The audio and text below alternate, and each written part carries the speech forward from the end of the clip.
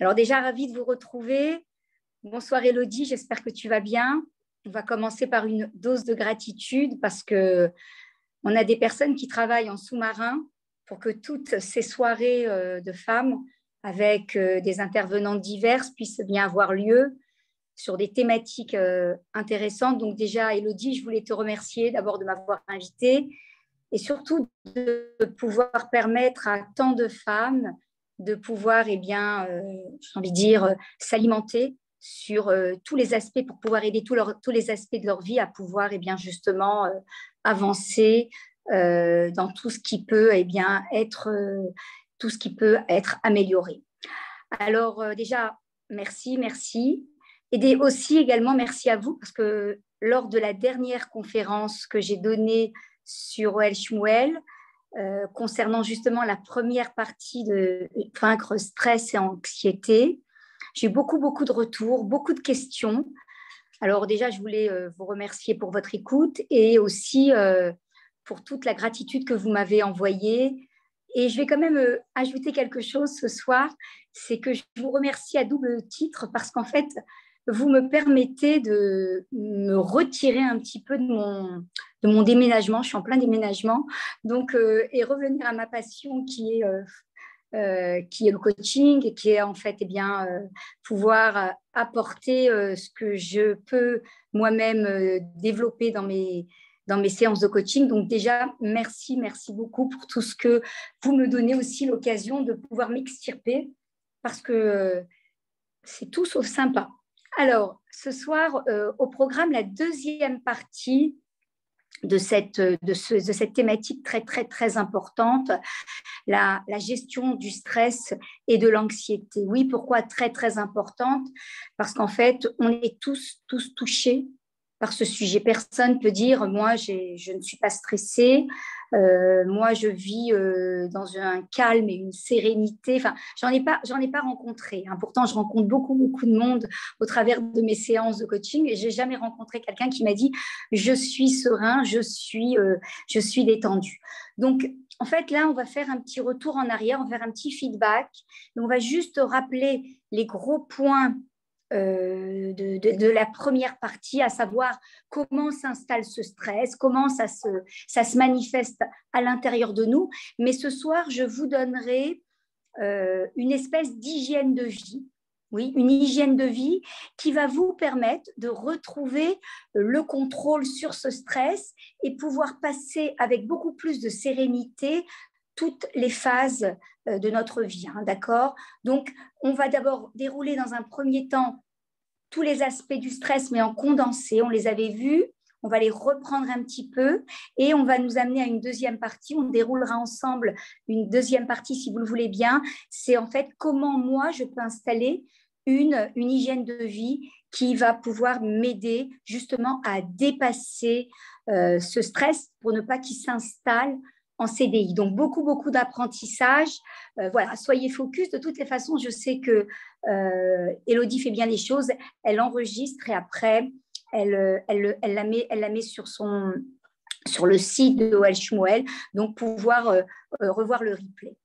Alors, lors de la première partie de la conférence qu'on avait eue il y a quelques mois, on avait vu qu'en fait, le stress, c'est un ingrédient qui est un ingrédient, on va dire, majeur dans la vie, dans toutes les vies. Et ça, c'est quelque chose qui est présent, on va dire, depuis le berceau jusqu'à un âge beaucoup plus avancé.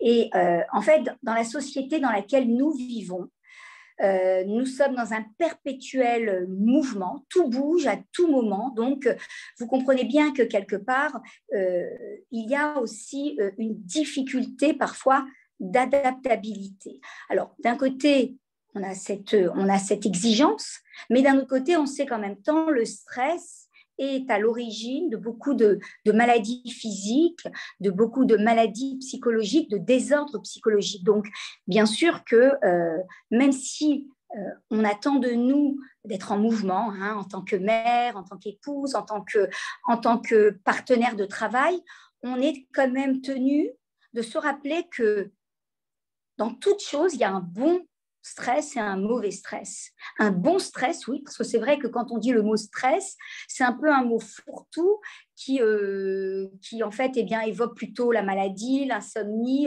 la détresse psychologique, plutôt que... Et oui, mais il y a un bon stress qui peut être un stimulant. Donc, pourquoi est-ce qu'on en arrive aujourd'hui dans cette société à avoir en fait un taux de personnes qui sont touchées par le stress, par le burn-out, qui ne fait qu'augmenter.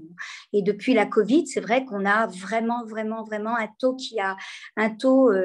très, très élevé de personnes qui sont de plus en plus stressées, qui développent une conscience anxiogène et qui ont du mal réellement à gérer toute la gestion, à gérer toutes les émotions, tout ce qui en fait fait partie de cette intelligence émotionnelle. Et on a vraiment, on va dire, en tous les cas, en tant que thérapeute, moi, je vois qu'il y a une vraie recrudescence. En fait, il faut quand même revenir à l'origine. À l'époque, quand on travaillait, eh bien, on utilisait nos mains. C'était plutôt, eh bien, on utilisait nos mains pour pouvoir obtenir, que ce soit dans la couture, que ce soit travailler la terre. Aujourd'hui, on utilise nos têtes. Donc, vous comprenez bien que la charge à l'époque, qui était une charge physique, est devenue aujourd'hui une charge psychologique, d'où eh bien, ce que l'on dit souvent, je suis en surcharge cognitive, je suis, eh bien, voilà, c'est trop, j'ai trop d'informations. De plus, quelque part, tout cela va créer des pressions de la part de l'environnement, des pressions que je vais pouvoir appréhender ou pas, qui vont devenir de plus en plus fortes, de plus en plus présentes, parce qu'on va devoir, on va dire, incorporer de plus en plus d'informations, et on va devoir simplement, pas seulement les incorporer, mais on va devoir les traiter dans un temps qui est très court, avec des exigences de plus en plus présentes.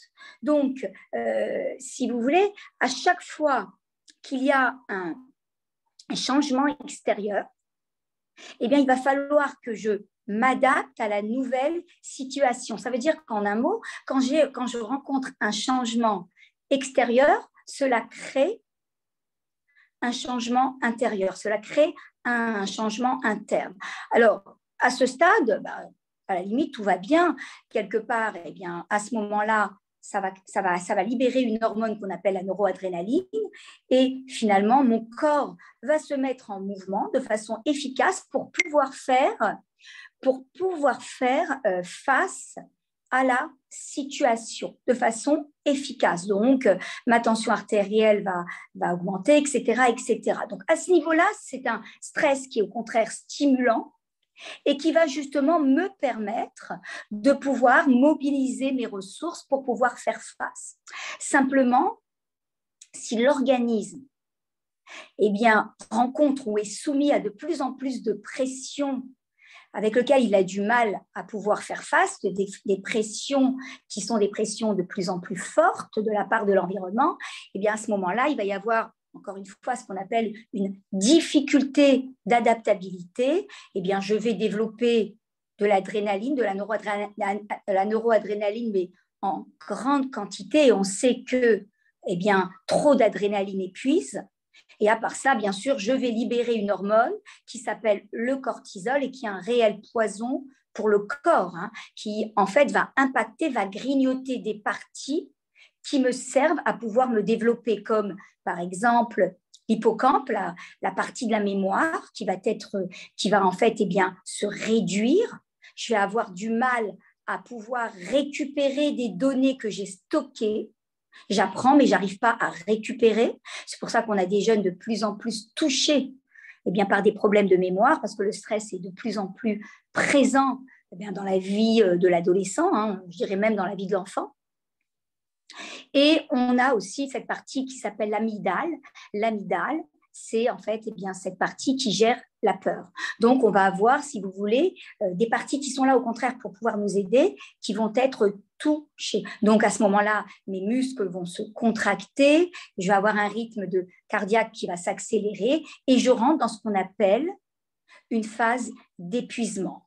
D'où, eh bien, je vais commencer à connaître ce qu'on appelle, eh bien, un épuisement moral, après qui va suivre par souvent une détresse psychologique, un surmenage, de la pression, etc. Donc, en fait, si je devais condenser ce que je viens de vous dire, le stress, c'est quoi? C'est en fait cette traduction physique et émotionnelle de votre état d'esprit qui va en fait se préparer à affronter quelque chose de nouveau. Voilà. Maintenant, l'important, c'est qu'est-ce que j'en fais? Bien sûr que du stress, eh bien, ça peut être un bon stress parce que ça peut être un stimulant, quelque chose qui va m'aider à bouger, ou ça peut être un mauvais stress, comme je vous l'ai dit tout à l'heure, si, eh bien, finalement, ça reste en CDI, à l'intérieur de moi. Dans la vie, d'une façon générale, Akadosh Baruch Hu nous a mis des composantes à l'intérieur de nous et tout ce que l'on vit, eh bien, c'est ni bon en vérité ni mauvais. C'est qu'est-ce que moi j'en fais? Comment je l'utilise pour ma propre évolution? Est-ce que ça va devenir un blocage pour ma vie ou au contraire, est-ce que je vais en faire un stimulant pour pouvoir eh bien, avancer? En même temps, j'ai envie de dire que même si il y a, on va dire, il y a eu ou il y a une détresse psychologique, etc., j'ai envie de dire que dans le monde dans lequel on vit, tout est contraction et tout est expansion. En fait, si vous voulez, il ne peut pas y avoir de renaissance, on va dire ça comme ça, sans contraction. Et même si on a connu des moments de surmenage, des moments de surcharge cognitive et des moments même de burn-out, eh bien, il faut savoir que ça permet justement cette renaissance, ce renouveau. Parce qu'en fait, eh bien, quand on, par exemple, imaginez-vous, faites avec moi cet exercice, inspirez et expirez. Regardez quand vous expirez la sensation de bien-être que vous ressentez. Alors, je ne suis pas en train de minimiser on va dire le burn-out ou quelque part l'anxiété chronique que certains peuvent vivre. Je suis juste en train de vous dire qu'en réalité, eh bien, on peut vivre après un moment de contraction très forte, un vrai moment de renaissance en développant en fait tous les outils qui se trouvent à l'intérieur de moi. Parce que, encore une fois, Akadosh Baruch Hu a mis dans ce chef-d'œuvre qu'est notre corps tous les outils et en fait tous les paramètres qui vont permettre de pouvoir avancer et qui vont pouvoir eh bien, m'aider à me bonifier jour après jour. Donc en fait, le message de ce soir, c'est le suivant. J'ai envie de dire que, comme je viens de vous le dire, que même après un chaos, eh bien, on peut justement créer quelque part un renouveau de croissance, on va appeler ça comme ça, mais surtout le message que j'ai envie de vous passer ce soir, c'est mon métier, donc en tant que thérapeute, c'est que oui, on peut se débarrasser d'une angoisse chronique ou d'un burn-out. Il faut d'abord commencer à se débarrasser, je vais dire, d'une impuissance apprise. C'est quoi cette impuissance apprise? C'est qu'en fait, on ne se débarrasse jamais, je l'ai souvent entendu à mon cabinet, on ne se débarrasse jamais d'un burn-out ou, on va dire, ou d'une dépression. Et j'ai envie de dire que c'est complètement faux. On a des résultats excellents, bien sûr, au travers de tout ce que les neurosciences et le coaching nous apportent aujourd'hui. Et je pense qu'en réalité, le ciel a mis à l'intérieur de nous toutes les ressources, tout ce que l'on a noué, eh bien, on est capable de pouvoir le dénouer. Donc, en fait, en un mot, le stress, l'anxiété n'est pas une finalité. D'accord ? On accompagne beaucoup de personnes à vaincre un stress de façon définitive, à lâcher une anxiété ou à lâcher un stress post-traumatique suite à un accident de voiture ou lors, à Dieu ne plaise, eh bien, d'un décès d'une personne. On arrive justement à pouvoir arriver à complètement vaincre et se libérer complètement de ça. Parce qu'après une expérience, eh bien, un stress post-traumatique, enfin, après une expérience traumatique, eh bien, on vit souvent une période de dépression et d'angoisse. Donc, c'est ça mon message ce soir, c'est de pouvoir justement passer de tout ce qu'on a pu entendre à pouvoir se dire oui, ce que je vis, c'est compliqué, certes, mais en même temps, je peux arriver à me débarrasser, eh bien, on va dire, de cet encombrant, hein, c'est plus qu'un encombrant, et pour pouvoir reprendre le contrôle sur ma vie et installer beaucoup plus de sérénité. En fait,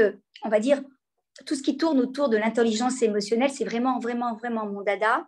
D'ailleurs, je fais partie d'un pôle sur l'intelligence émotionnelle qui, justement, me permet justement de pouvoir au quotidien apporter des outils concrets concernant eh bien, tout ce qui tourne autour eh bien, de la gestion du stress. Donc ce soir, ce que j'ai envie de pouvoir vous apporter, c'est en fait eh bien, de vous aider à installer, comme je vous l'ai dit en prime abord dans l'introduction de cette conférence, j'ai envie de vous aider à installer ce qu'on appelle tout simplement une hygiène de vie, un training. Alors bien sûr que ça serait ambitieux de pouvoir se dire que je vais pouvoir le faire en 1 heure, mais en même temps, je pense que comme dans la vie, tout est training, d'accord ? Tout est, on va dire, entraînement. Est-ce que je m'entraîne tout simplement à subir mon stress, subir mes angoisses, ou est-ce qu'au contraire, eh bien, je redeviens le pilote à bord et c'est moi qui reprends le contrôle eh bien, de mes états internes. Ça, c'est la vraie question.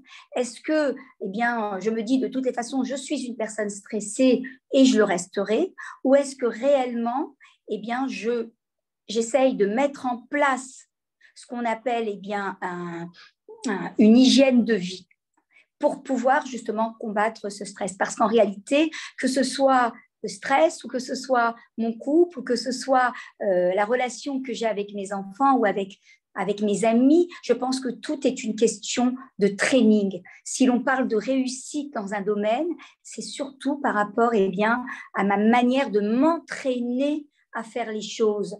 Parce qu'il faut quand même comprendre, mesdames, que si je laisse ce stress sans surveillance, ça va devenir le bocal à l'anxiété.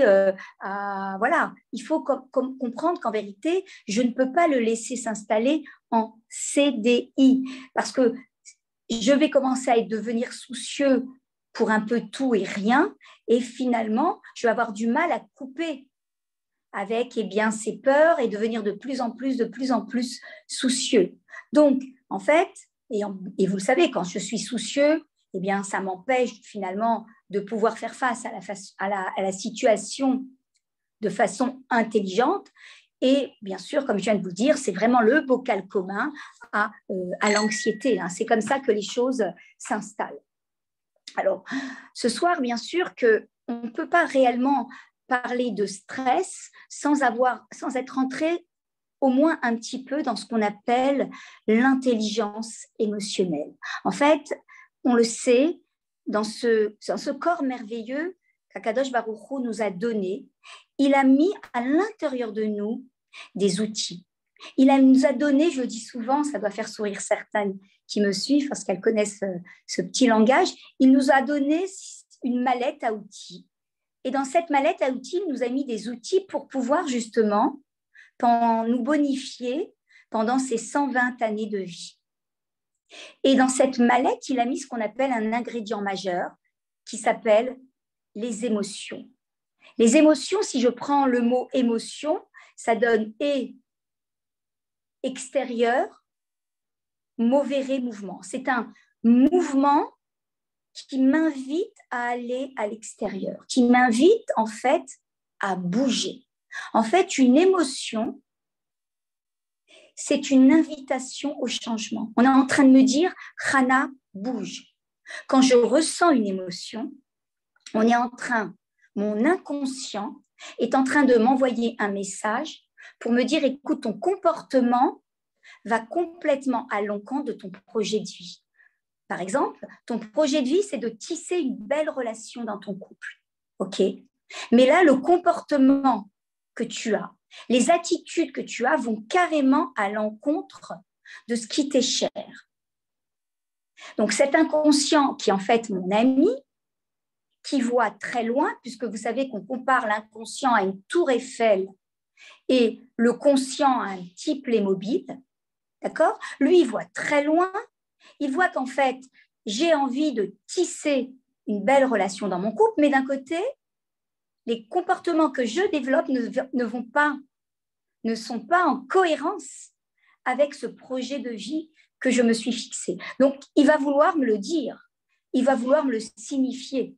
En même temps, il ne va pas m'appeler au téléphone pour me dire « Allô, Hana, tu sais, tes comportements ne sont pas adaptés. » Il va me faire ressentir quelque chose, d'accord, un ressenti pour qu'en fait, ça puisse réveiller chez moi ma conscience pour me dire « Il y a quelque chose qui ne va pas. » En fait, à chaque fois que vous ressentez quelque chose qui n'est pas OK, comme de la tristesse ou de la colère, c'est votre inconscient qui est en train de passer un message à votre conscient. Alors, c'est pour ça que j'entends souvent, oui, ce sont des émotions négatives.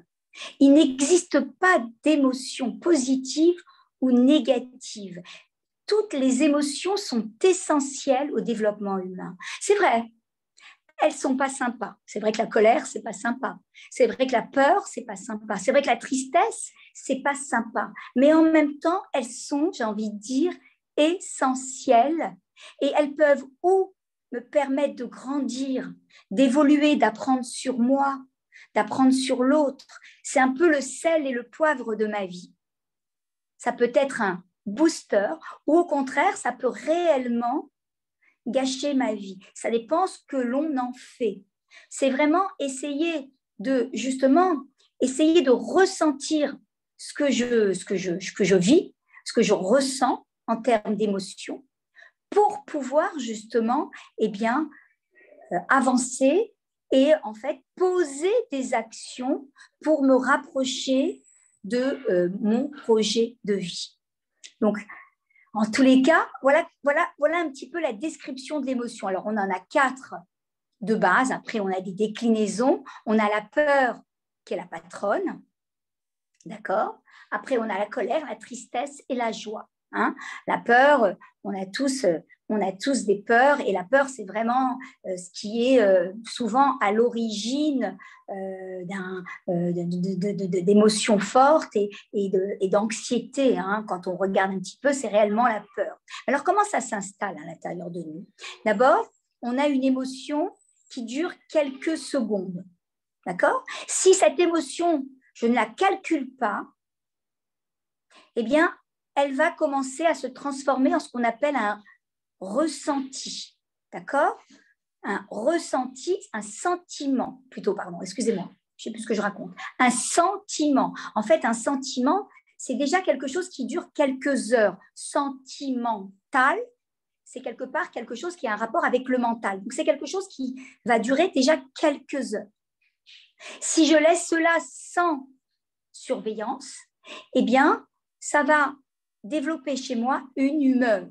Et une humeur, c'est quelque chose qui va déjà s'installer sur quelques jours. Alors, je ne suis pas d'humeur en ce moment. Ne me parle pas, je ne suis pas d'humeur. Maintenant, si je laisse ça sans me poser des questions, me dire mais qu'est-ce qui se passe là ? Qu'est-ce qu'on me veut ? Qu'est-ce que mon inconscient me veut ? D'accord ? Et que je ne me mette pas en mouvement pour poser l'action adaptée, eh bien là, je vais développer un état d'âme. Un état d'âme, c'est quoi ? C'est en fait quelque chose qui va durer même quelques mois. On a une mélancolie qui est là, on a une tristesse que l'on porte. Hein. On se lève avec une tristesse, on se couche avec une tristesse. Et encore une fois, si je ne fais rien et que je ne m'occupe pas de cela, eh bien, qu'est-ce qui va se passer ? Eh bien, ça va devenir ma personnalité, la personnalité de quelqu'un qui est angoissé. Voilà un petit peu la trame et comment les choses s'installent. Hein. Et cette angoisse, bien sûr, si je la laisse en surveillance, hein, si je laisse cette anxiété en toile de fond dans ma vie, eh bien, je suis, on va dire, sujette à pouvoir développer un burn-out ou une dépression. Alors, ce qui souvent nous empêche de prendre conscience ou qui nous empêche réellement d'avancer face à cela, d'abord, c'est la peur. Parce qu'en fait, les émotions ont une traduction de vilaine inclinaison. On n'en veut pas, on n'aime pas ça.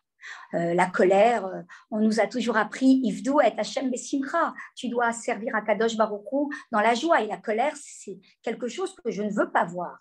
Donc, en fait, on a à mon sens, hein, une vraie méconnaissance du rôle et de l'importance de l'émotion. Ça, c'est important. Parce qu'en fait, l'émotion nous fait peur. Il faut le dire.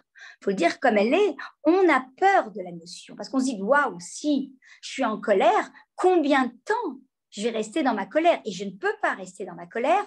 Je dois aller travailler ou je dois faire face à ça, ça, ça. Donc, quelque part, déjà, ces inclinaisons, eh bien, on en a peur et on a, si vous voulez, eu une mauvaise traduction de ces émotions. Deuxièmement, on a un système, on l'a tous, qui s'appelle l'ego, qui en fait nous encourage. Lui, l'ego, en fait, il a peur du changement. Il est persuadé que je ne vais pas pouvoir arriver à driver.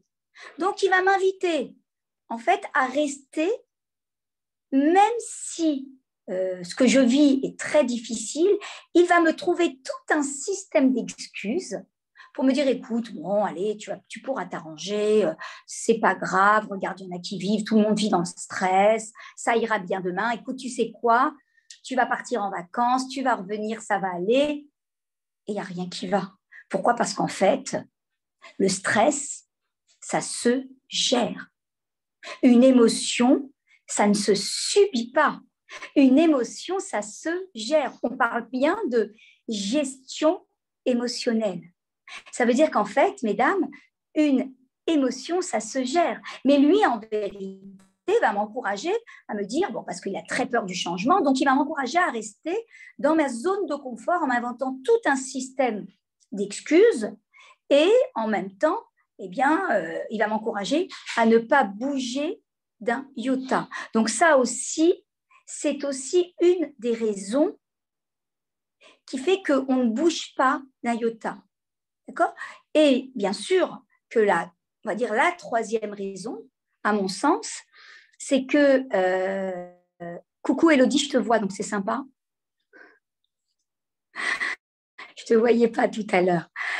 Et quelque part, la troisième des raisons pourquoi est-ce qu'on ne bouge pas, parce qu'en fait, encore une fois, il nous est souvent compliqué de pouvoir entrer à l'intérieur de nous, mesdames. C'est souvent compliqué d'aller farfouiller à l'intérieur de nous. C'est plus simple de ne rien voir. Donc, qu'est-ce qu'on fait? Vous savez ce qu'on fait? On prend l'émotion, on la met très intérieure et on garde tout ça bien, bien, bien, bien profondément à l'intérieur de nous, occupés, et on essaye de passer comme ça de phase en phase, journée en journée, en se disant, mais de toute façon, je m'arrange très, très bien. Et après, qu'est-ce qui se passe? On arrive à un épuisement moral, physique à tous les niveaux, tout simplement parce qu'on n'a pas voulu voir. Ou alors on pensait qu'on n'aurait peut-être pas les capacités de pouvoir y faire face. Donc, je le dis parce que je récupère des personnes qui sont parfois vraiment en lambeaux et qui en réalité ont eu des messages, et qui en fait n'ont pas tenu compte de ces messages. On a à l'intérieur de nous, mesdames, entendrez bien ce que je vous dis, tous les outils, on a tout à l'intérieur de nous qui peut nous permettre de dénouer tout ce qui a été noué. Tout ce que l'on vit, on a peut-être, on va appeler ça la maca et en même temps la refoua, on a tout avec l'antidote. Donc c'est important de se dire, ok, et de se poser des bonnes questions pour pouvoir avancer. Il y avait un grand coach à la base, qui est un coach espagnol, mais qui a immigré aux États-Unis, qui s'appelle Antonio Damasio, qui disait que l'émotion, c'est vraiment la partie structurante de l'être humain. D'accord? Et qu'en réalité, dans ce monde moderne, on a besoin de cette boussole pour pouvoir avancer. Parce qu'en vérité, allez, de vous à moi, qu'est-ce qui va nous faire bouger? Ben, rien. On va tous très bien. Mais en réalité, quand on va ressentir quelque chose qui nous déplaît, on va partir avec cette colère le matin, on va claquer la porte de la maison en disant, mais oui, je suis en colère parce que ma fille m'a mal parlé. Et on va chercher le problème à l'extérieur au lieu de le chercher là. On se trompe d'endroit, mesdames. Cette colère, ce n'est pas votre fille qui l'a générée. Ce n'est pas parce qu'elle vous a manqué de respect qu'elle a généré cette colère. Désolée de décevoir peut-être certains. Cette colère, c'est un message de votre inconscient qui vous dit peut-être, écoute, ça ne se passe pas très bien avec ta fille, c'est peut-être vrai. C'est vrai qu'elle manque de respect, elle t'a manqué de respect, mais en même temps, peut-être que ta fille, eh bien, tu lui parles encore comme une enfant de 10 ans alors qu'elle en a 18. Donc peut-être que ton mode de communication, il va falloir le changer. Voilà, c'est ça réellement. À partir du moment où je reviens à moi et on va dire, et je me pose des questions en me disant, mais cette colère, elle veut me dire quoi? Elle m'invite à penser quoi? Là, automatiquement, eh bien, j'avance, automatiquement, je me rapproche, plus que cela, de mon projet de vie. Donc, en fait, chaque émotion, j'ai envie de dire, a son message. La peur, c'est qu'on est en train de nous dire, il y a une nouvelle situation qui se prépare, il y a un inconnu, prépare-toi. Tu as un examen, j'ai le cœur qui bat parce que j'ai un examen, eh bien, le fait d'avoir peur va te mettre en mouvement pour t'organiser à planifier ton examen.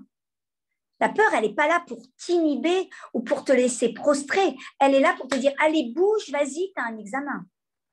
La colère, c'est quoi? La colère, c'est on a mangé une partie de mon territoire, il va falloir que je le dise. Il va falloir que je me signifie. On a en fait touché des règles qui sont importantes pour moi. Il va falloir que je le dise. Il y a une injustice. Il va falloir que je me définisse. D'accord? J'ai, en fait, mon territoire, on a été trop loin. Ça, c'est le message de la colère. Donc, chaque émotion, elle a son message. La tristesse, c'est quoi la tristesse? C'est, eh bien, on ressent une tristesse quand on a perdu, à Dieu ne plaise, une personne, mais en fait, quand on a perdu aussi, c'est pas la même chose, mais un objet. D'accord? Donc, en fait, on va devoir comprendre que la vie va devoir continuer malgré cette séparation. Donc, la vie nous invite à ouvrir une nouvelle page, eh bien, pour pouvoir continuer à avancer malgré cette tristesse. Donc, tout est là, encore une fois, pour nous permettre d'avancer, pour nous permettre de nous donner meilleur. Et on a la joie, mais la joie, c'est la réalisation de soi, on va dire, c'est une onde qui traverse le corps, qui est en fait, eh bien, un vecteur de lâcher prise à tous les niveaux. Donc, la joie, c'est pas celle qui nous dérange. Donc, encore une fois, quand je laisse ces émotions, encore une fois, on ne peut pas parler de stress sans parler d'intelligence émotionnelle, parce qu'en vérité, l'intelligence émotionnelle, c'est arriver à gérer ces émotions pour ne pas qu'elles reprennent le contrôle de ma vie et s'installent en CDI. Et tout ça va dire beaucoup de choses. Une émotion dysfonctionnelle. Et ça, c'est important. C'est pour ça que, quelque part, on va devoir avancer en intelligence avec ces émotions. Elles ne sont pas nos ennemis, au contraire. Ce sont des messagers qui ont des messages supra-importants à nous passer. Maintenant, est-ce que moi, j'ai envie d'écouter? Est-ce que moi, j'ai envie de les considérer? Est-ce que moi, j'ai envie de les accueillir ou j'ai envie de les dégager de ma vie? Ou encore mieux, me dire, en fait, c'est l'autre, c'est mon mari, c'est mon patron qui génère ces émotions. Et là, je ne suis pas bonne. Même si eh bien, j'ai un patron qui est irrespectueux, mais quelque part, chez moi, on m'invite à me dire, bouge, Rana, il y a quelque chose à faire. Donc, si je devais, en fait, eh bien, parler de la clé de voûte de l'intelligence émotionnelle, c'est en fait avoir conscience de ses émotions. Et oui, ce n'est pas quelque chose de facile, savoir avoir conscience de ce que je suis en train de vivre, là, m'arrêter, me dire, mais de quoi? Qu'est-ce que j'ai là? Qu'est-ce que je ressens? Travailler et me mettre dans ce qu'on appelle la gestion émotionnelle. Quand j'ai conscience de mes émotions, je vais justement gérer mes émotions pour ne pas qu'elles reprennent le contrôle sur moi et qui va m'amener à ce qu'on appelle le contrôle émotionnel. Donc, conscience, gestion et contrôle. Donc, comment eh bien, on peut parler de conscience? Quand est-ce qu'on parle de conscience? C'est quand on a identifié identifié l'émotion, hein, on a nommé l'émotion, d'accord, pour pouvoir faire ce qu'on appelle une vidange, pour ne pas la garder à l'intérieur de soi, mais la mettre devant soi. Parce que le but de l'émotion, c'est pas que j'avale et que je mange mes émotions. Parce qu'entre parenthèses, quand on mange ses émotions, à tous les niveaux, on mange plus d'abord, on mange plus, et en plus de ça, on met à l'intérieur de soi, j'ai envie de dire, des poisons. Donc, il est important d'oser en parler, d'oser la nommer, dire, je ressens de la colère et je l'accepte. Oui, même le dire que vos oreilles l'entendent. Je ressens ça, ça, ça, et je l'accepte. Ça veut dire quoi, je l'accepte, mesdames? C'est à moi. C'est mon messager qui est en train de me donner la voie royale pour pouvoir avancer. Maintenant, est-ce que je sais l'utiliser pour moi ou contre moi? Parce qu'en fait, encore une fois, si je laisse ces émotions sans surveillance, je vais créer ce qu'on appelle des marqueurs somatiques. En fait, c'est comme si je prenais un gros marqueur et j'entourais l'émotion. Et je la gardais bien, bien, bien stockée à l'intérieur de mon congélateur. Et ça crée quoi? Ça crée ce qu'on entend souvent, la surcharge cognitive. Je suis en surcharge. Ça sort de partout. Je ne sais plus comment penser. Donc, on est tenu, mesdames, à faire cette hygiène énergétique régulièrement, à en fait mettre devant ce qu'il y a dedans. Je le répète parce que c'est très important. Mettez devant ce qu'il y a dedans. Ne gardez pas. Et on sait très bien combien la parole, l'acte de parole, c'est quelque chose qui soulage. Alors comment justement, quand je ressens une émotion, je vais m'arrêter, bien sûr, je vais faire un stop. Et au lieu de me dire, oui, mais c'est à cause de l'un, à cause de l'autre, je vais me dire, écoute, là, qu'est-ce que je ressens là? Rana, qu'est-ce que tu ressens? Là, ok, moi, je ressens de la tristesse. Ce matin, mon enfant est parti en me claquant la porte et je suis triste tout simplement parce qu'en fait, je vois que je n'arrive pas à établir la relation que j'aurais aimée avec mon enfant.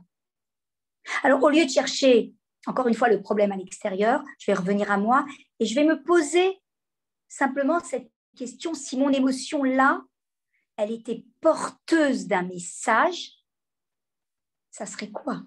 Je répète, si mon émotion là que je viens de vivre, cette tristesse que j'ai nommée, parce que j'ai dit, je ressens de la tristesse et je l'accepte.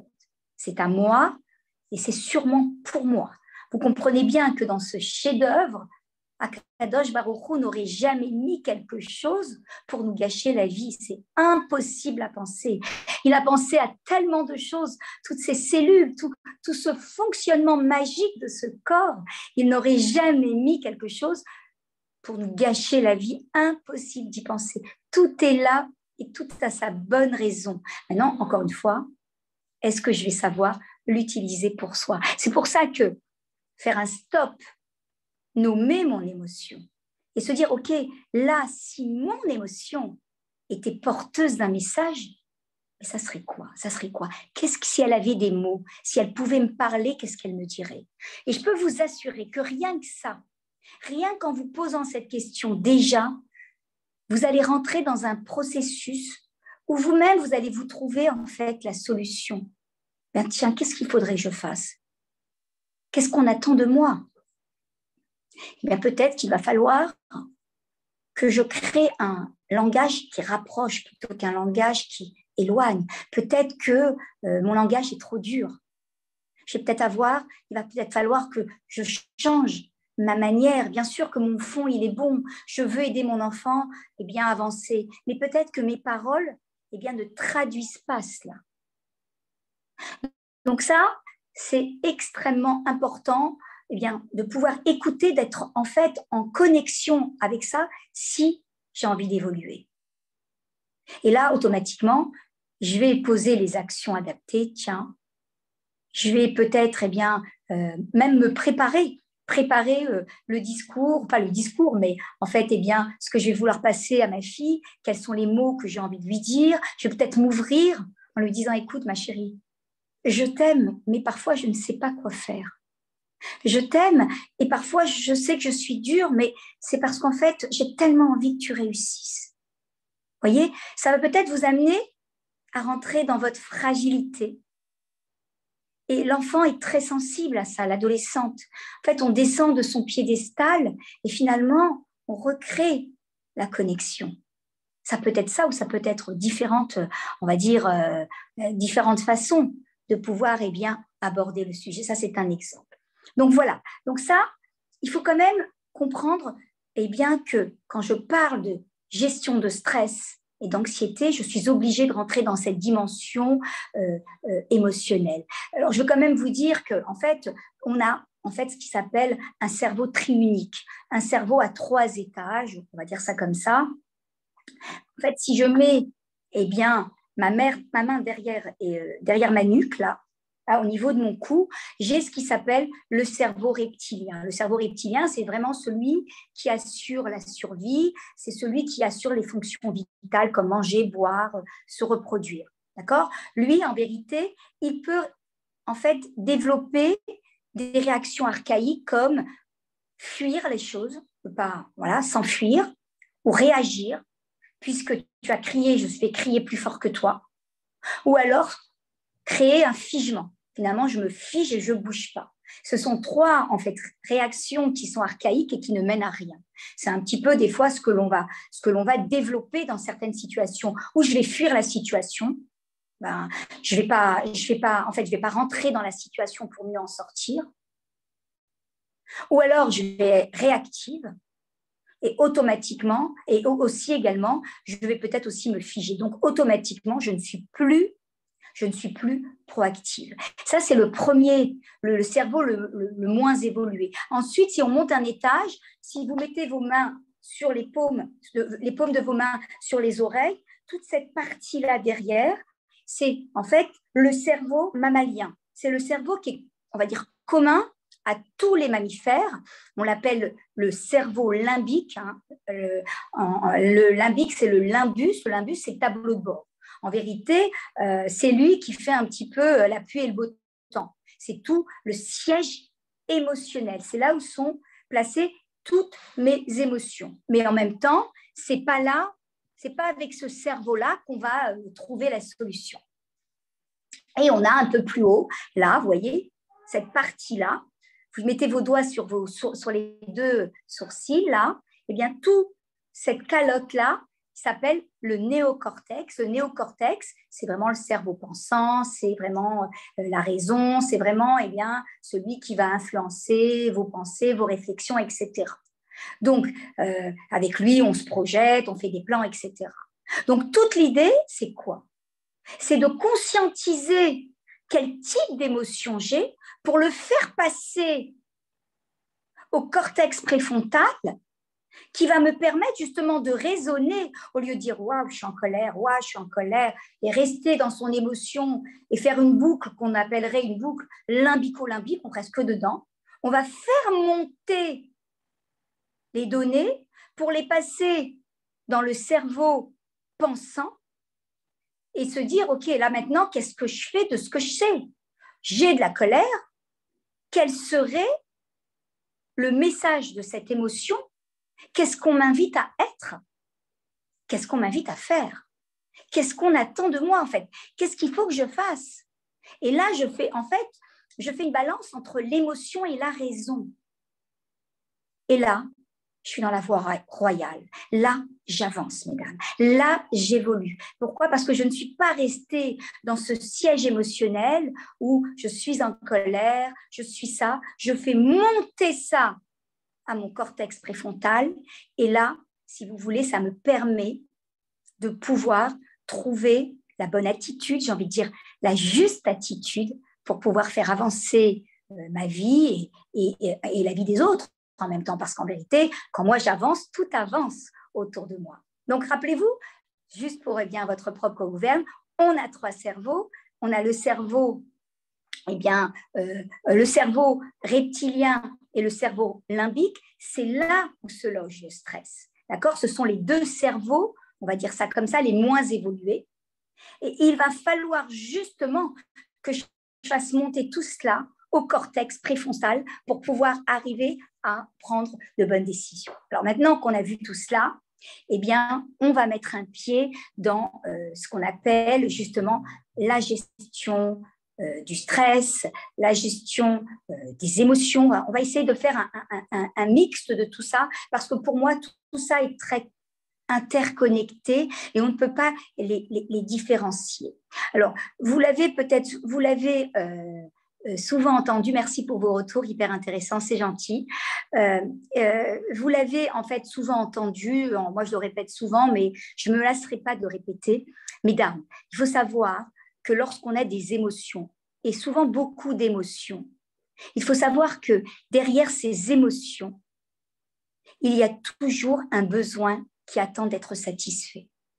Alors, je le répète, si je suis une personne qui vit beaucoup dans l'émotion, eh bien, il faut se dire qu'il y a chez moi des besoins qui attendent d'être nourris. On a des besoins physiques. Manger, boire, dormir, ça, c'est quelque chose que l'on ne remet pas en cause. Mais on a également, mesdames, des besoins psychologiques qui sont tout autant importants que la nourriture que vous mangez, que l'air que vous respirez, qui réellement crée la sensation d'être plein ou la sensation de vide intérieur. Vous savez, j'ai des fois des personnes qui viennent au cabinet et qui me disent « Rana, j'ai l'impression d'être vide. J'ai l'impression d'être vide. » Eh bien, l'idée, c'est que il va falloir tout de suite rentrer pour clarifier son système de besoins. Et encore une fois, comme je vous l'ai dit, le ciel a mis en nous tout. Et pour pouvoir me donner l'indice, écoute, tu sais, tu as des besoins psychologiques qui attendent d'être nourris, eh bien, on va générer. Il va y avoir des émotions qui vont être générées. Et si toi, tu ne t'occupes pas de te nourrir de l'intérieur, tu iras toujours, comme disait Carl Jung, en frustration vers l'extérieur. Tu seras toujours en manque. C'est à toi et seulement à toi à nourrir tes besoins. Et l'indice qui me dit que mon vase, justement, eh bien, mon vase affectif, par exemple, il est vide, ce sont mes émotions. Mes émotions en train de me dire, tu sais, si tu ressens comme ça des émotions, c'est que ton système de besoin a besoin d'être clarifié. Ce n'est pas très français, mais ce n'est pas grave. Si vous voulez, c'est que en fait, tu as besoin de nourrir, par exemple, tu as besoin de nourrir un besoin de reconnaissance. Et ce n'est pas les autres qui sont tenus de te donner de la reconnaissance. La première personne, c'est toi qui dois te la donner. Un besoin de structure, par exemple, un besoin de te sentir, on appelle ça un besoin d'appartenance, appartenir à, un besoin de sécurité émotionnelle. Mais encore une fois, la seule personne qui peut le faire, c'est toi. Vous savez, je vais vous dire, je le dis souvent, mais les vrais problèmes commencent quand mon besoin, en fait, eh bien, d'être aimé est plus important que mon besoin d'être respecté. Vous voyez, en fait, on a des besoins et il va falloir les alimenter. Parce que des fois, on peut créer réellement, bien sûr que le besoin d'amour, c'est important, mais la première personne qui est censée m'en donner et qui est responsable de cela, c'est moi. C'est moi et uniquement moi. Les autres m'apporteront ce qu'on appelle la cerise sur le gâteau. Mon mari me donnera l'affection qu'il peut me donner et pas forcément celle que j'attends moi. Celle que j'attends moi, je suis la seule à être capable de pouvoir me la donner. Tout ce que mes enfants, mon mari, ma famille va pouvoir m'apporter, c'est qu'un complément. Donc encore une fois, il faut faire attention de ne pas mettre de côté ces besoins psychologiques parce que quand je suis en manque, je développe des émotions de plus en plus présentes dans ma vie. Donc, soyez vigilants d'essayer de comprendre quels sont vos besoins parce qu'en vérité, eh bien, j'ai envie de dire, une réponse au besoin, c'est l'émotion, d'accord ? Vraiment, le besoin, eh bien, c'est la réponse. En fait, eh bien, la réponse au besoin, c'est l'émotion. Quand je n'ai pas été attentive et vigilante à nourrir mes besoins, eh bien, quelque part, je risque de développer des manques et là, quelque part, développer de plus en plus d'émotions et d'émotions qui vont commencer à gangréner ma vie. Et je dis souvent que si toi, tu ne fais pas attention à nourrir tes besoins, ton inconscient le fera, mais pas de façon écologique, pas de la meilleure façon pour toi. Il va t'amener à manger du chocolat, il va t'amener à te tourner vers de l'addiction, il va t'amener à peut-être faire des dépenses inutiles. Donc, il faut être très, très, très vigilante autour du besoin sans se dire « Ah, mais bon, c'est quelque chose qui est de l'ordre d'un vœu pieux. » Non, mesdames, ce n'est pas un vœu pieux, c'est une obligation aussi importante et essentielle que de manger, boire, dormir. Par exemple, je vais vous donner un exemple. Quand vous ressentez, par exemple, de la peur, le besoin qu'il y a derrière, quand il y a des peurs et des peurs qui sont développées, c'est que j'ai besoin de développer davantage de sécurité dans ma vie. Encore une fois, qui peut me donner ma sécurité? Ce n'est pas mes enfants, ce n'est pas mon mari. Il n'y a que moi qui dois travailler ma cellule, ma bulle de protection pour pouvoir me sécuriser. Comment moi, aujourd'hui, je peux davantage me sécuriser dans ma vie? Qu'est-ce que c'est que la sécurité pour moi? Définir et mettre ça en arrosage dans ma vie. Et ça, c'est quelque chose qui, sinon, va générer chez moi de plus en plus de peur. Donc, peut-être, c'est se préparer à peut-être changer certaines façons de fonctionner, peut-être que c'est anticiper, peut-être qu'il y a X façons de pouvoir travailler cette notion de sécurité. La colère, derrière la colère, quel est le besoin qui attend d'être nourri? C'est que j'ai besoin d'être entendu. On a encore une fois touché à mon intégrité, touché à une valeur qui est importante pour moi. Il va falloir que je me signifie. Il va falloir que je me dise. Donc, il va falloir que je m'affirme. Donc là, le besoin, c'est un besoin d'assertivité, un besoin de s'affirmer. Et là, vous allez voir que votre émotion va commencer à diminuer, va commencer à être cédulcolorée et elle va complètement se dissoudre. Pourquoi? Parce qu'en fait, votre inconscient va dire très bien, je lui ai envoyé un message, Rana, elle a écouté, ça y est, je peux partir. Elle a écouté le message que je lui ai donné, elle a commencé à développer davantage d'assertivité dans sa vie, d'affirmation de soi. Ok, très bien, je m'en vais. Et l'émotion va partir d'elle-même, de là où elle est venue, elle va repartir.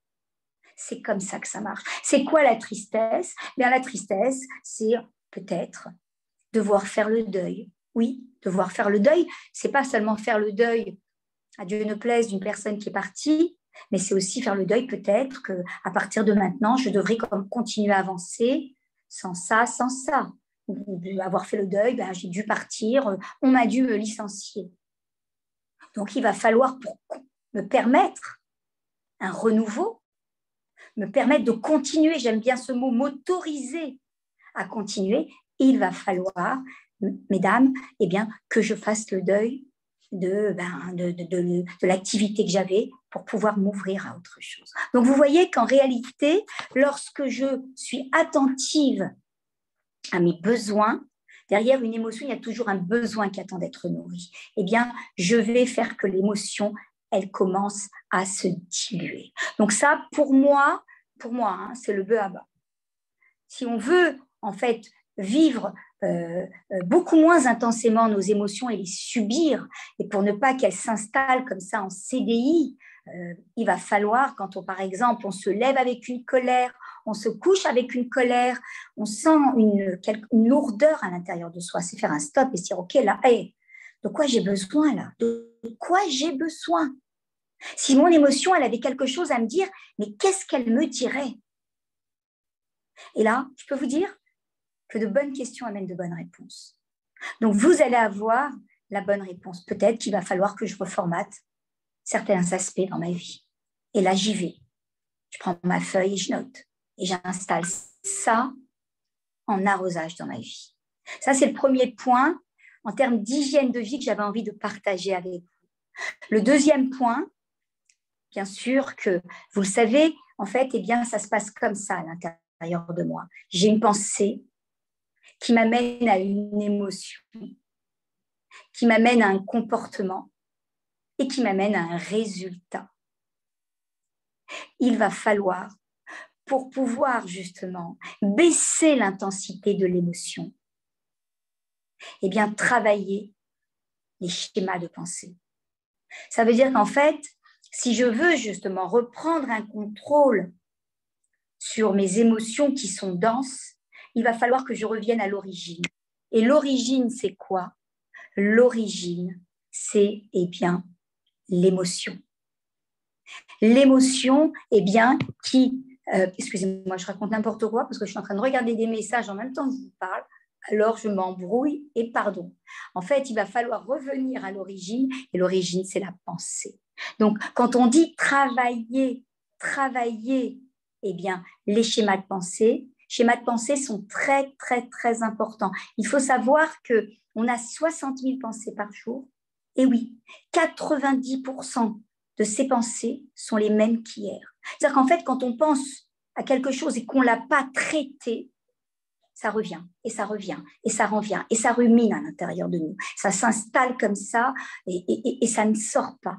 Une émotion ne s'en va pas. Donc, il va falloir justement, si je veux reprendre le contrôle sur mes états internes, travailler mes schémas de pensée. Le but, mesdames, c'est de pas, en fait, espérer ne plus avoir de pensées négatives. Ça n'existe pas. On a des pensées et on a aussi des pensées positives, des pensées négatives. Mais c'est surtout, à mon sens, essayer de les neutraliser, faire en sorte qu'elles n'aient plus d'impact sur ma vie. C'est ça en réalité. Les pensées négatives, c'est comme si j'avais un joli jardin et que j'étais attentive à ne pas laisser pousser des pissenlits et des mauvaises herbes. Il va falloir que je sois attentive, en fait, aux pensées négatives qui sont à l'intérieur de moi et faire en sorte de les neutraliser. En fait, les neutraliser, ça veut dire qu'elles aient beaucoup moins d'impact sur moi. Alors, comment ça se passe? Comment on fait ça? Comment on fait qu'une pensée négative ait moins d'impact? Alors, certains vont me répondre, bah, écoute, Rana, on va mettre des pensées positives. Eh bien, non, mesdames. Le cerveau va refuter. Il va dire, bah, pas du tout. Tu as toujours l'habitude de penser comme ça. Et là, tu m'amènes, par exemple, je ne vais pas y arriver. Et là, tout d'un coup, je vais dire, ah non, non, non, mais t'inquiète, je vais y arriver. Le cerveau, il va dire, écoute, ça suffit. Tu me racontes des histoires. Ce qui va permettre de déloger une pensée négative, c'est un pouvoir que nous avons tous, mais que nous utilisons très, très, très, très, très, très peu. C'est le pouvoir de l'intention. Le pouvoir de l'intention, vous savez que, et ça c'est quelque chose qui a été identifié sous IRM, avant la pensée, il y a quelque chose qui précède la pensée de 7 secondes, c'est l'intention. Oui, c'est l'intention. Quand par exemple, je pense quelque chose de négatif à mon sujet, ah là, je ne vais pas y arriver, ça va être la catastrophe aujourd'hui. Il va falloir que je puisse placer face à cela une intention saine, une intention claire. Pourquoi? Parce qu'en fait, une intention, c'est quoi? C'est en fait, d'abord, c'est un bon de commande au ciel, c'est un bon de commande à l'univers. Et c'est quelque chose qui va me permettre de passer d'un processus de négation à un processus de collaboration. Je ne suis pas en train de dire bah, je ne vais pas y arriver, ça va être catastrophique. Non, j'ai l'intention de tout faire pour y arriver. Je me lève, je ne suis pas bien, j'ai l'intention de retrouver mon calme. Je dois manger, peut-être faire attention à ce que je mange parce que j'ai pris du poids. J'ai l'intention de manger ce qui est bon pour moi. Je rentre me coucher, j'ai l'intention de passer une nuit récupératrice. Je prends ma douche, j'ai l'intention de me laver de toutes ces pensées négatives. Je me lave les dents, j'ai l'intention de trouver les mots adaptés pour parler à mon enfant. Vous voyez, à chaque instant, je vais poser des intentions, mais je vais être surtout focus sur mes intentions au moment où je génère des pensées négatives. Et c'est là où il est important, et j'ai envie de dire, mesdames, et capital, de tout de suite, hop, intercepter la pensée négative et poser tout de suite une intention. Quand je dis, ouh là là, quelle journée m'attend, ça va être la catastrophe, tout de suite, j'ai l'intention de générer l'énergie dont j'ai besoin pour pouvoir faire face à cette journée. Vous voyez, c'est plus la même chose. On n'est pas dans le déni. On ne va pas passer d'une pensée négative à une pensée positive. On est dans l'accompagnement. On est dans la collaboration. Et vous savez, si je m'habitue à le dire à voix haute, comme le schéma qu'on fait, que les oreilles entendent ce que l'on dit, eh bien, on va l'incorporer et c'est quelque chose qui va se retrouver dans mes résultats, au niveau quantité, au niveau qualité. Les choses vont être complètement différentes. Donc, l'idée, c'est vraiment, vraiment d'être attentif à ce que je génère. Vous le savez, je vous l'ai dit, une pensée négative, eh bien, pensée, d'accord, plus émotion est égale énergie. On appelle ça, dans notre jargon thérapeutique, P plus E est égal à E. P comme eh bien, pensée, E comme émotion est égal à énergie. Si j'ai envie d'avoir de l'énergie, et une énergie positive, une énergie qui me porte pour pouvoir avancer, parce qu'il y a beaucoup de choses à faire dans ce monde, il y a beaucoup de choses à vouloir, développer, que ce soit une relation, que ce soit une mise en mouvement. Pour moi, personnellement, il va falloir que je sois vigilante et attentive à mes pensées qui vont générer mes émotions, mais surtout qui vont donner l'énergie dans laquelle je vais m'installer. Donc, soyez très vigilante sur le système de pensée, en fait. Soyez attentifs aux pensées négatives et neutralisez-les. Ne cherchez pas à vous dire il ne faut plus que j'ai de pensée négative. La pensée négative, c'est très bon. Au contraire. Essayez justement de travailler en intelligence pour qu'elle ait beaucoup moins d'impact sur vos états internes en mettant tout de suite un processus de collaboration qui va vous permettre de pouvoir ne pas rester dans quelque chose qui est anxiogène. Parce que quand on génère des pensées négatives et qu'on est là à ruminer toute la journée, vous comprenez bien que le résultat de la journée, j'ai développé un tas d'anxiété énorme. Et si j'ajoute les journées les unes après les autres, beaucoup d'anxiété. Ça, c'est le deuxième point. Le troisième point, je le répète souvent, travaillez votre posture. La posture, le corps, il est prioritaire. Quand je sens que je commence à être down, travaillez le corps. Le corps, en fait, il agit vite et sans défaut. Il faut le savoir, le corps, on est d'abord des êtres, avant d'être des êtres psychologiques, on est des êtres biologiques. On dépend d'un corps. Le corps est supra important. Donc, quand vous sentez que vous n'êtes pas bien, le fait juste de changer de position vous met dans un état interne beaucoup plus fécond. Qu'est-ce qu'on fait quand on n'est pas bien? On a les bras croisés, on a le visage tiré, on a je sais pas moi, les épaules qui tombent, on n'est pas bien du tout. Et ça se voit dans quoi? Dans nos micro-mouvements, dans nos macro-mouvements, ça se voit un peu partout. Eh bien, justement, reprenez le contrôle déjà par un outil qui est extrêmement simple. C'est ce temple, ce corps que Akadosh Baruch Hu nous a donné, que l'on utilise très peu, mais qui est en vérité, qui crée en fait une connexion. Vous connaissez bien le lien, on va dire, le lien corps et esprit. Combien le corps est lié à l'esprit quand j'ai la posture du gagnant, automatiquement, le type de pensée que je produis n'est pas du tout le même. On va dire, même mes états internes ne sont plus du tout les mêmes. On sent que je reprends le contrôle. Et je dis souvent, c'est quoi la posture du gagnant? C'est trois états. C'est les épaules qu'on rehausse. Rappelez-vous, mesdames, les épaules, c'est vraiment le message de la confiance. J'ai confiance. Je vais driver cette situation. Le menton, c'est l'autorité. C'est l'autorité. C'est moi qui drive à bord. C'est moi qui va driver mes états internes, personne d'autre. Et le troisième état, c'est le sourire.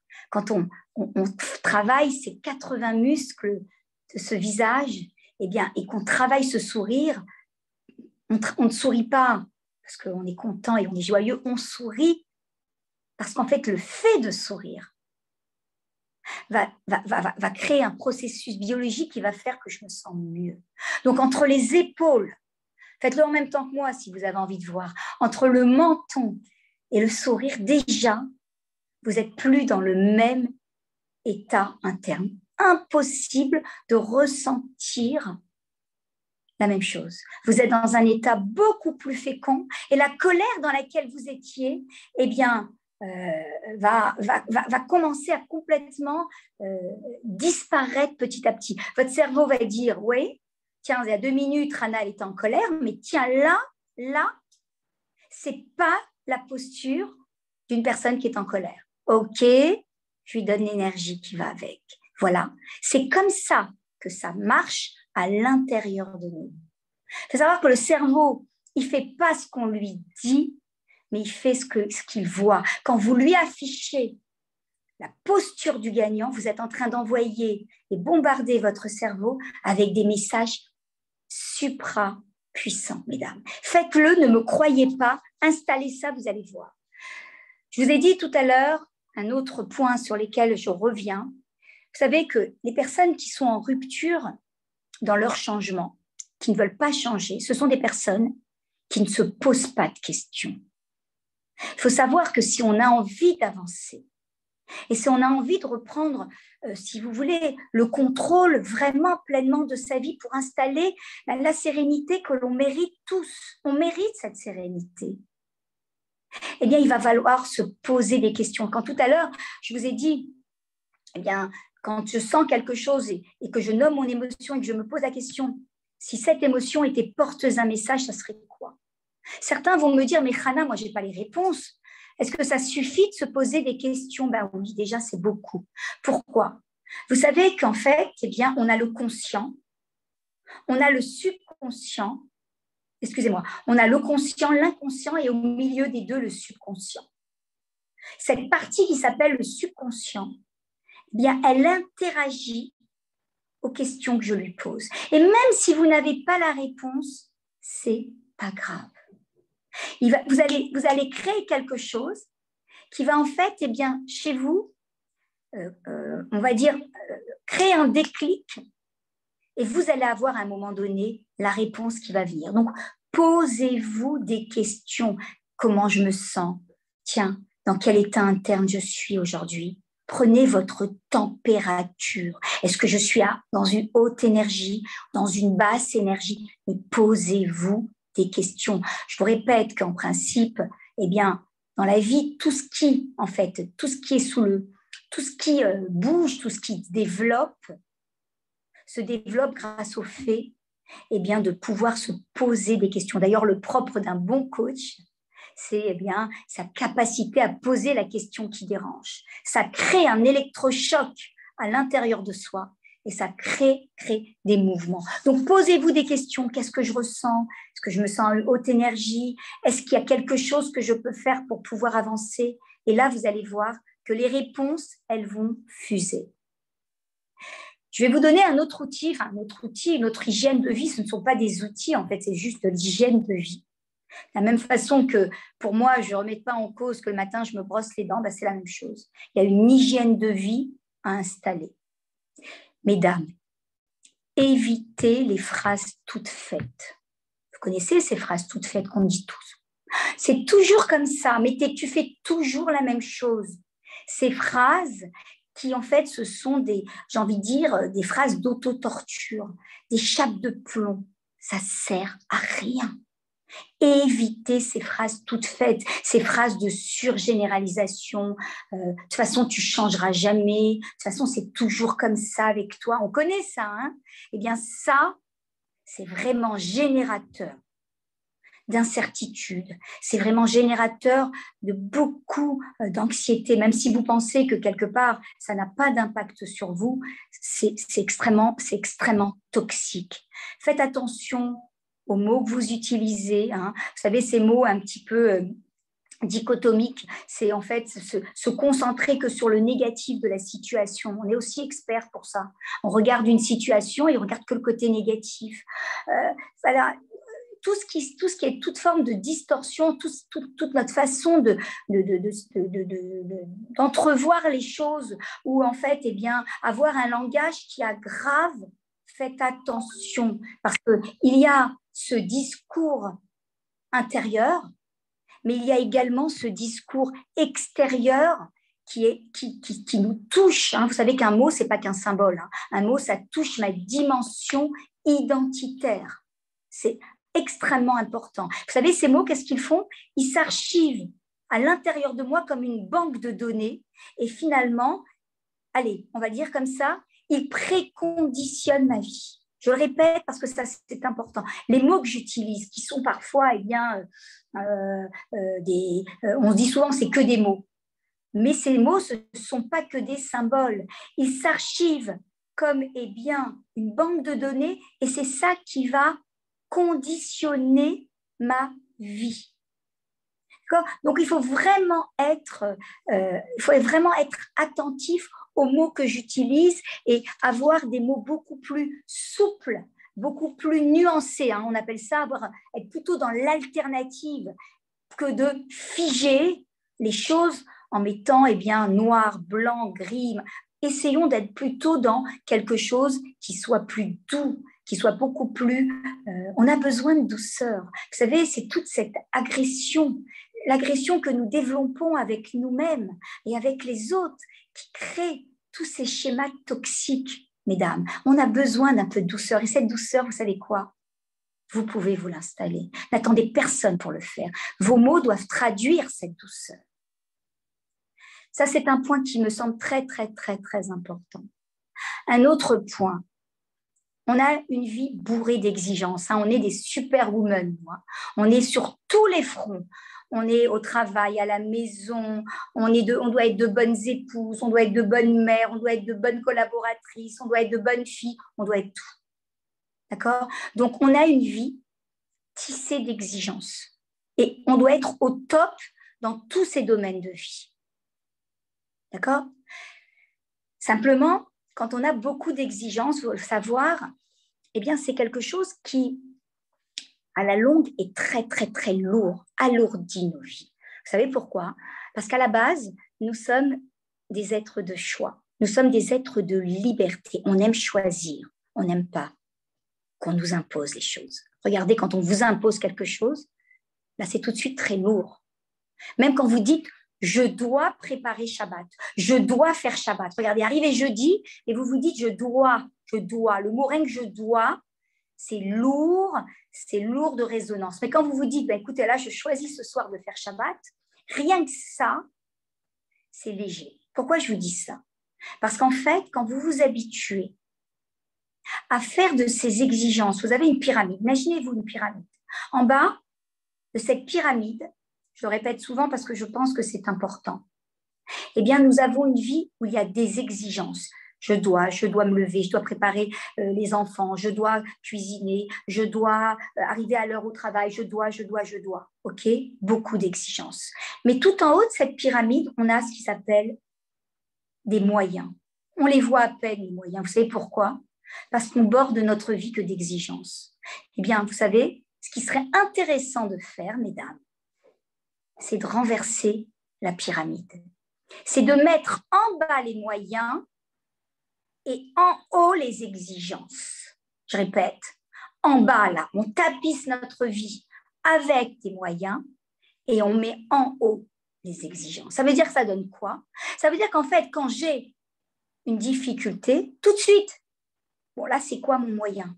Qu'est-ce que je peux faire? C'est pas waouh, comment je vais faire? Pourquoi? Parce que j'ai fait remonter tout en haut les exigences de la vie qui sont là de toutes les façons. Mais j'ai décidé de tapisser, on va dire, le socle de ma vie en n'y mettant que les moyens.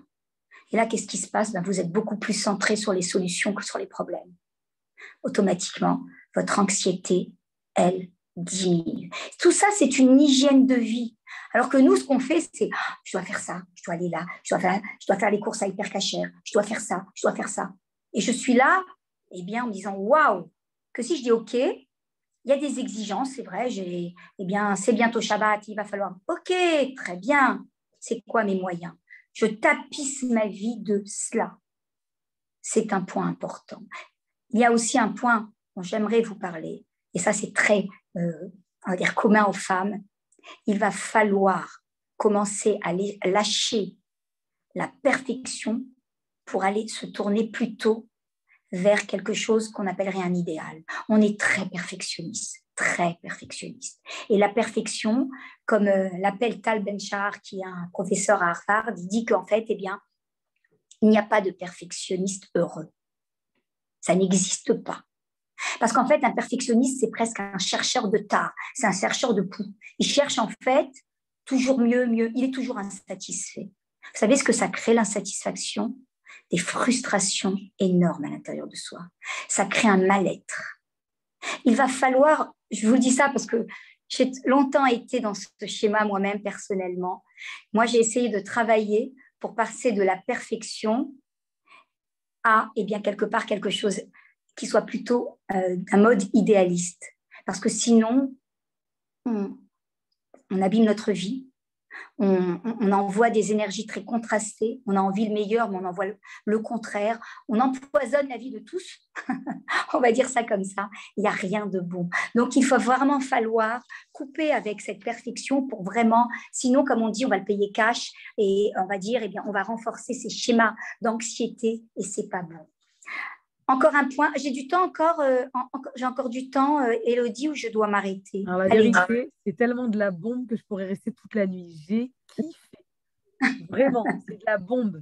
Ah, moi, je peux rester toute la nuit, là. Je suis à côté, mais j'entends Alors, tout depuis tout à l'heure. pas grave si c'est trop long, parce que moi, je peux parler, vous pouvez m'appuyer, je parle, je vais pas m'arrêter. Maintenant, si tu veux, on va se terminer. Je ne sais pas quelle heure il est, j'ai même pas de montre, j'ai rien, tu vois. Il est tôt, ça fait pas longtemps. Ah, je peux y aller encore? Ouais, Je peux y aller? Ah, ok, ok. Un point très important qui a l'air très, très simple. Mesdames, allez, développez de la gratitude dans votre vie. Vous savez combien la gratitude, c'est une vitamine. J'ai envie de dire, dites oui à la vie. Regardez quand vous dites oui, faites cet exercice. Comment vous avez l'impression de rentrer du souffle à l'intérieur de vous. Attention, attention.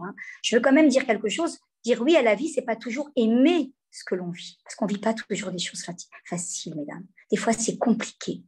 Mais s'habituer à dire oui à la vie, c'est être dans le mouvement de la vie et pas à l'encontre de la vie. Je peux vous dire que les choses, elles se fluidifient. Et quand je m'amuse, et je dis bien quand je m'amuse à développer de la gratitude, d'abord c'est un cercle virtueux avec toutes mes relations. J'alimente mes neurotransmetteurs, tout simplement. Ils produisent plus de dopamine, plus de sérotonine. C'est top à tous les niveaux. Et en plus de ça, j'alimente le fonctionnement de l'amygdale. Tout à l'heure, je vous ai parlé de l'amygdale, cette partie de la peur. Donc, on va dire, ce qui va nous permettre de pouvoir avancer, c'est de s'amuser à, eh bien, être en gratitude avec ce que l'on vit. En gratitude, c'est ce merci à Dieu, bien sûr, tous les jours, à tout moment. Merci, merci, merci. Mais merci à nos enfants, leur dire merci à soi. Et vous savez, par exemple, pouvoir prendre une feuille et se dire, OK, aujourd'hui, je ne suis pas bien. Allez, comment je peux faire pour aller mieux? Je sais comment je vais faire. Je vais noter, allez, les 50 choses, eh bien, dont je suis heureux que je suis heureux dans ma vie. Les 50 choses que j'ai et en vérité que je ne pourrais pas vivre sans ne pas les avoir. Et on va justement développer cette gratitude face à tout ce que l'on a. On va plutôt apprendre à aimer ce que l'on a plutôt que vouloir ce que l'on n'a pas. Et c'est vraiment ça. On pense que c'est quelque chose de simple, c'est quelque chose de basique. Vous allez me dire, mais oui, mais Hana, ça je le sais, la gratitude c'est normal. Mais oui, mais c'est quelque chose qui a un impact sur nos schémas émotionnels, mais vous ne pouvez même pas vous imaginer. Quand je m'habitue à dire merci, merci même parfois entre époux, on n'a pas l'habitude tellement de dire merci. Et quand on commence à cela, je peux vous dire qu'on met de la présence à la vie, on est dans cette vivance, et je peux vous dire que ce n'est pas du tout la même chose. Vous savez, il y a un exercice qui est tout simple, parfois, qu'il est bon de faire, même s'il est un peu dur. C'est fermer les yeux et imaginer un moment que vous perdez tout. Fermez et imaginez que vous n'avez plus de maison, vous n'avez plus rien. Imaginez-vous qu'est-ce que vous pourriez ressentir comme détresse. Et réouvrez les yeux et voyez que tout est là. Et soyez en gratitude de tout cela. Remerciez. Et cet exercice, c'est un exercice que l'on doit faire le plus souvent possible. J'en avais déjà parlé dans une de mes conférences, mesdames. Le meilleur régulateur naturel de stress, c'est quoi? C'est la respiration. Respirons. Il faut savoir que toutes ces personnes qui vivent un stress, qui sont dans l'anxiété, dans une anxiété chronique, ils ont un point commun, lequel? Eh bien, ils ont du mal à respirer. Ou ils respirent trop vite, ou ils respirent trop doucement. La respiration, c'est le meilleur régulateur naturel de stress. Vous savez que vous avez 3 cerveaux, on ne va pas rentrer dans les détails. Le cœur, c'est pas juste une pompe. Le cœur va justement, là, le fait que, va permettre justement une meilleure gestion. Quand je respire, j'apprends à respirer, je me permets d'accéder au cœur. Je me permets de pouvoir créer une cohérence entre mon système sympathique, celui qui me met en mouvement et celui qui est très, très, très stimulé dans ce monde, et le système parasympathique. C'est celui qui me permet de descendre des tours et de me relaxer, de me reposer. Donc, qu'est-ce que je fais? Je crée une cohérence. Donc, il est clair que si je veux justement avoir plus de contrôle, si je veux baisser, on va dire, le son de mes émotions, si je veux justement arriver à retrouver le contrôle sur mon anxiété, il va falloir revenir à un outil que j'appelle un outil magique. C'est ce régulateur naturel de stress. On n'a pas besoin de prendre de médicaments ni de substances chimiques pour pouvoir arriver justement à se débarrasser d'un stress. Il va falloir revenir à sa respiration. Alors, vous avez plusieurs modèles. Vous avez le modèle 365 qui s'appelle le modèle de la cohérence cardiaque. Vous allez taper sur Internet, vous allez trouver exactement comment l'utiliser. Mais mesdames, mettez ça en programme tous les jours, sans aucune exception. Moi, je vais vous dire, je ne peux pas me lever sans commencer par ma respiration. C'est le meilleur régulateur naturel de stress. C'est en plus de ça un aspirateur de toxines. C'est ce qui va me permettre d'avoir une bonne circulation. C'est ce qui va me permettre de descendre des tours et pas monter rapidement et m'exciter. Tout cela va me permettre de retrouver une meilleure hygiène de vie. Donc, apprenez à respirer. Il ne faut pas penser que lorsque je respire, comme je respire, ça s'appelle respirer. Ça serait peut-être plutôt s'appeler je survis, mais je ne respire pas. Respirer, ça a une règle. Il faut savoir inspirer pleinement et savoir lâcher. Donc, tapez cohérence cardiaque. Vous allez voir, vous allez trouver tous les détails de comment pouvoir respirer. Et vous allez commencer à travers la respiration à gérer plusieurs dimensions. Votre dimension émotionnelle, c'est top. Votre dimension physique, vous allez voir comment vous allez vous sentir. Vous allez travailler, vous allez récupérer de la mémoire. Vous allez aussi beaucoup moins grignoter. Et vous allez aussi travailler votre dimension cognitive au niveau des pensées. Le dernier point que j'aimerais soulever, si vous le permettez, et pour moi qui me semble important, mesdames, on ne va pas rester plus longtemps parce que c'est vrai qu'il est tard peut-être, c'est, assurez-vous de vous entourer de personnes positives. Oui, assurez-vous d'être entouré de personnes positives. On appelle ça avoir ce qui s'appelle un solide camp de base. Vous savez qu'on le répète, vous devez avoir entendu cette phrase, nous sommes la somme des 5 personnes que je fréquente le plus. D'accord? Alors, il est clair que, bien sûr qu'il y a des personnes dans mon entourage que je suis obligée de fréquenter. Bah oui, c'est comme ça, c'est des gens qui sont proches de moi. Maintenant, je peux choisir le type de relation que je peux avoir avec eux. Vous voyez, fréquenter, il y a plusieurs niveaux de fréquentation. Mais il faut avoir conscience qu'en vérité, moi, je suis une créature, c'est vrai, sociale. J'ai besoin d'avoir des bonnes relations. D'avoir des relations déjà, mais mes relations doivent être bonnes parce qu'elles influent aussi sur mes états internes. Regardez, je ne sais pas si c'est votre cas, mais des fois, vous commencez la journée, vous rencontrez quelqu'un qui vous parle de tous ses malheurs ou de toutes ses difficultés. Je comprends qu'elle a peut-être besoin d'en parler, mais hop, ça vous met un coup sur votre morale et vous n'êtes pas bien toute la journée. Donc, il est clair qu'on ne se rend pas compte, mais l'environnement a vraiment des effets toxiques sur soi. Et j'ai envie de dire que ce qu'on doit rechercher, c'est la positivité. La positivité, c'est avoir des gens qui sont solaires, qui amènent